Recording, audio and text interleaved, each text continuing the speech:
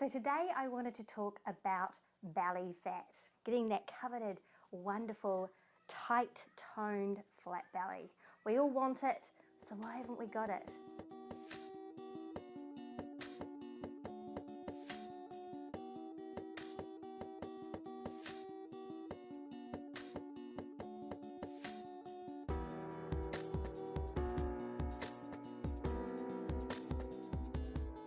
There is science to why your belly is probably not flat.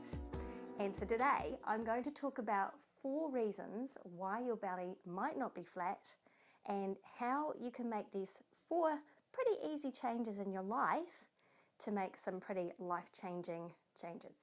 So the first one is your gut health.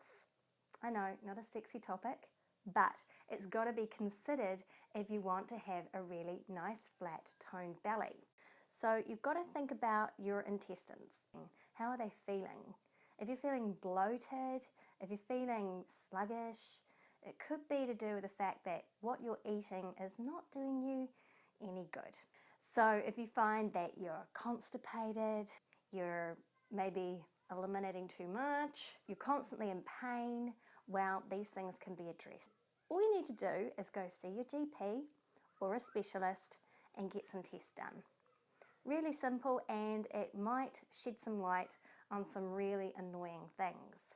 Could be anything from IBS, irritable bowel syndrome, it could be leaky gut syndrome, it could be just a gluten intolerance.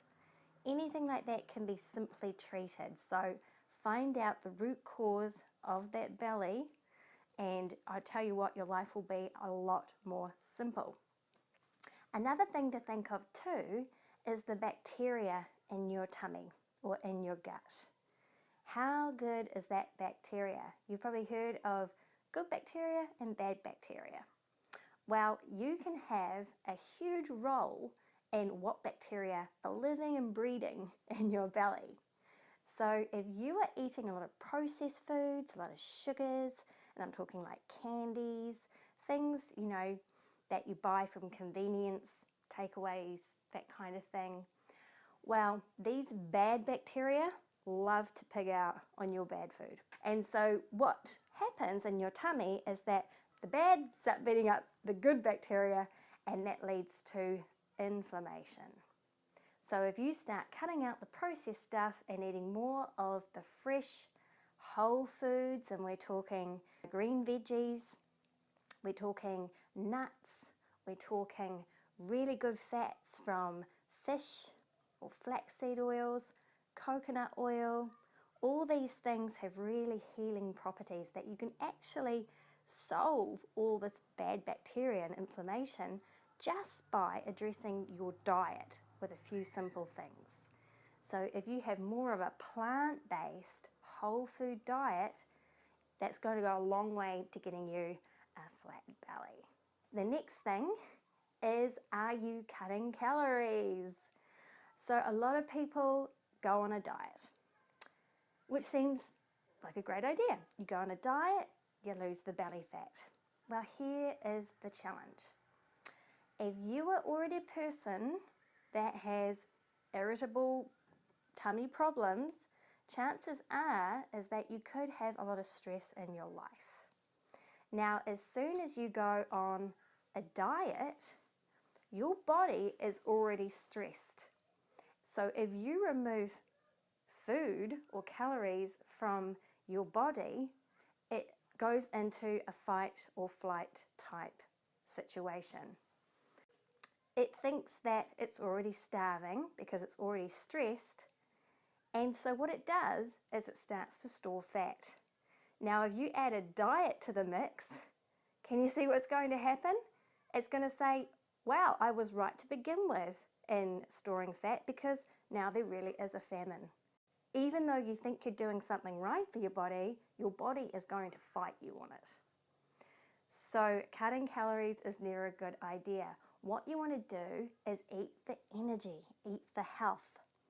And when you eat for energy and health, it's things like what we talked about before, your veggies, your leafy greens, your veg, your good fats, coming from seeds or fish and lean proteins. Things like, I didn't mention before, but bone broth is extremely healing for leaky gut syndrome. These are just simple things that you can do instead of going on a restrictive calorie diet. You can of course always look at portion size, but when you're eating an abundance of plant foods or a plant-based diet, you're going to be limiting calories, but you're going to be injecting a whole heap of nutrients into your diet and into your body. The third thing is, are you doing lots of cleanses? Now, there are very good ways and good cleansers out there that you can buy from the shop or online that, if done properly, actually serve your body well. But then there's also cleansers that actually do more harm than good. So if you are thinking of doing a cleanse, again, go see someone who knows a lot about this, like a nutritionist or a dietitian who can monitor you through this cleanse duration. Now, another thing to think about with these cleansers is that you might get really good results, right? Because all of a sudden you're eating an abundance of dietary fiber, you're drinking a lot of water, and you're drinking and eating a lot of plant-based materials. So of course, you're going to feel good. But now what happens when that cleanse is over?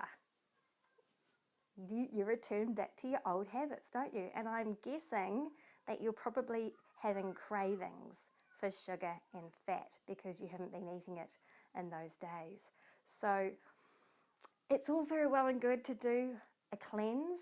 You've got the best of intentions, but you've got to think about what you're going to do after that cleanse is finished. You've got to maintain what that cleanse has done for you. And again, that's by what I said before, drinking lots of water, plant-based diet, getting in your good fats, and so you're feeding the good bacteria and you're decreasing inflammation. Now, the fourth thing is probably something you haven't thought of: stress.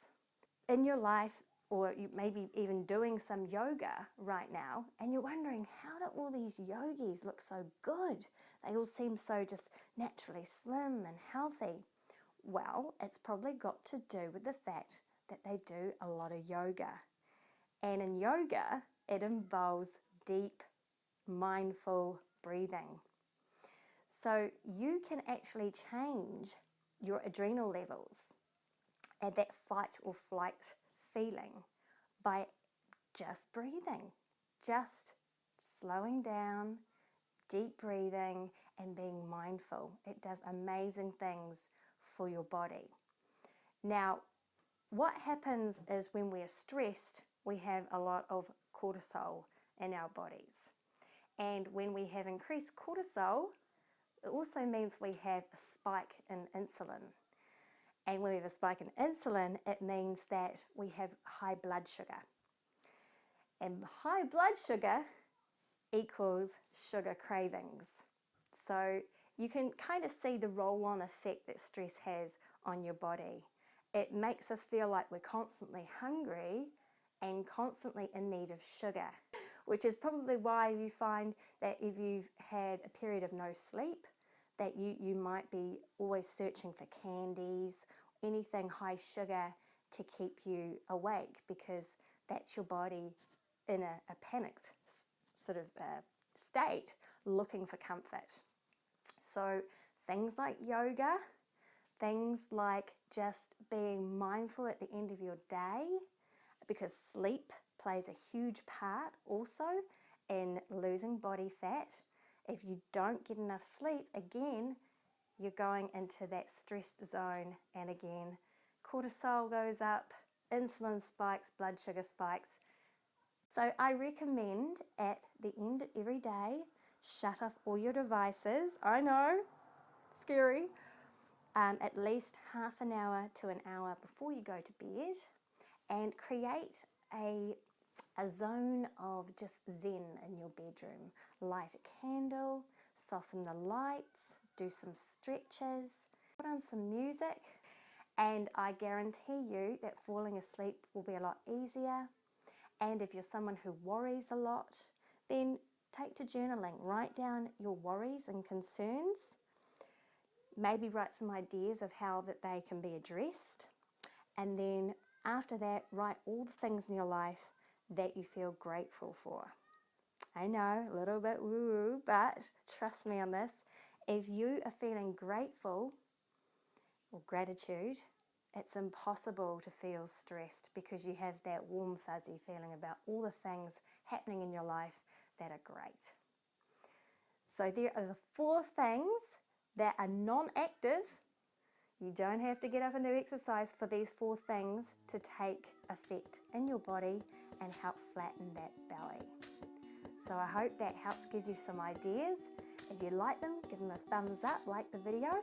If maybe it's made you think, give me a comment. Thanks for watching.